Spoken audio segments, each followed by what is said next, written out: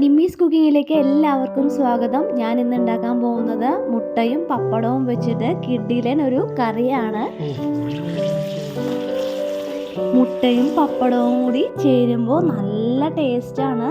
നമ്മൾ വിചാരിക്കാത്തൊരു ടേസ്റ്റാണ് ഇതിനുണ്ടാകുന്നത്. അതിനുവേണ്ടി 5 പപ്പടവും 3 മുട്ട പുഴുങ്ങിയതാണ് എടുത്തിരിക്കുന്നത്.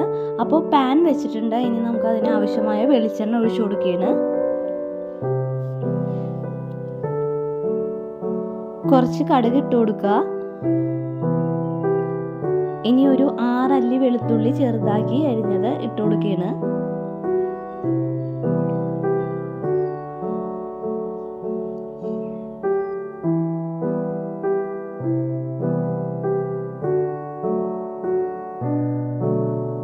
ഇനി വെളുത്തുള്ളി ഒന്ന് ബ്രൗൺ കളർ ആവുമ്പോൾ മാത്രം ഇഞ്ചി ഇട്ട് കൊടുക്കുക. വെളുത്തുള്ളി വാടി വന്നപ്പോൾ ഇനി ഒരു കഷ്ണം ഇഞ്ചി ചെറുതായിട്ട് അരിഞ്ഞത് ഇട്ട് കൊടുക്കുകയാണ്.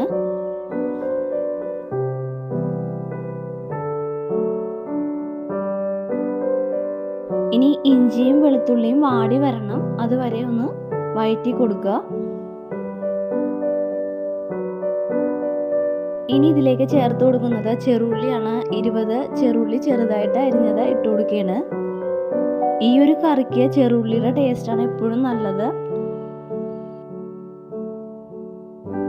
ഇത് വാടി വരാൻ ആവശ്യമായ ഉപ്പ് ചേർത്ത് കൊടുക്കുക. കൂടുതൽ ഉപ്പ് ചേർക്കരുത്, പപ്പടത്തിന് ഉപ്പുണ്ടാവും. അപ്പോൾ നോക്കിയിട്ട് വേണം ഇത് ചേർക്കാനായിട്ട്. ഇനി ഇതിലേക്ക് ചേർക്കേണ്ടത് 2 തണ്ട് കറിവേപ്പില ചേർത്ത് കൊടുക്കുക. ഈ ഒരു കറി എന്ന് പറയുന്നത് കുട്ടികൾക്കൊക്കെ വളരെ ഇഷ്ടമാവും. പപ്പടവും മുട്ടയൊക്കെ കുട്ടികൾക്ക് ഇഷ്ടമല്ലേ, അത് രണ്ടും കൂടി ചേരുമ്പോൾ ഒരു പ്രത്യേക ടേസ്റ്റ് തന്നെയാണ്. അപ്പോൾ നമുക്ക് ഇനി ആവശ്യമായ മഞ്ഞൾപ്പൊടി ചേർത്ത് കൊടുക്കുക. 1/4 ടീസ്പൂൺ മഞ്ഞൾപ്പൊടിയാണ് ചേർത്തിരിക്കുന്നത്.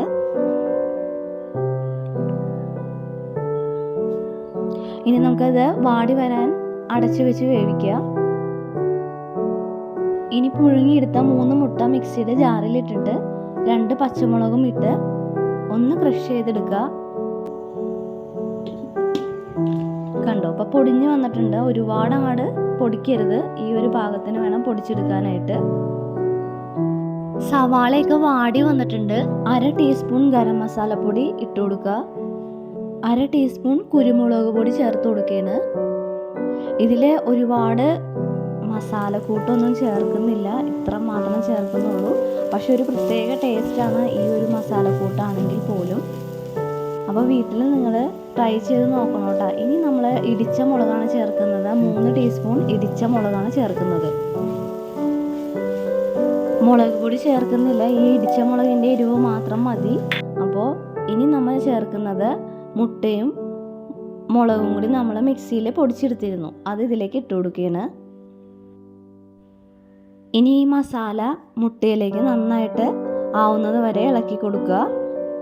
ഇനി ഒരു 5 പപ്പടം വറുത്ത് വെച്ചിരുന്നു, അത് മിക്സിയുടെ ജാറിലിട്ട് ഒന്ന് ഇതേപോലെ തന്നെ ക്രഷ് ചെയ്തെടുത്താൽ മതി.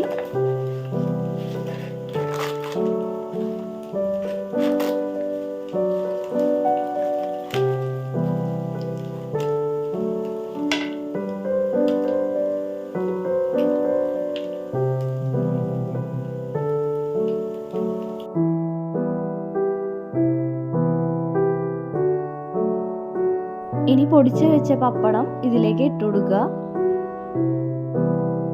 ഇനി ആ പപ്പടം നന്നായിട്ട് അങ്ങനെ മിക്സ് ചെയ്ത് കൊടുക്കുക. അപ്പോൾ വീഡിയോ കണ്ടുകൊണ്ടിരിക്കുന്നവർ ഇതുവരെയായിട്ടും സബ്സ്ക്രൈബ് ചെയ്തിട്ടില്ലെങ്കിൽ സബ്സ്ക്രൈബ് ചെയ്തൊന്ന് സപ്പോർട്ട് ചെയ്യണം കേട്ടോ.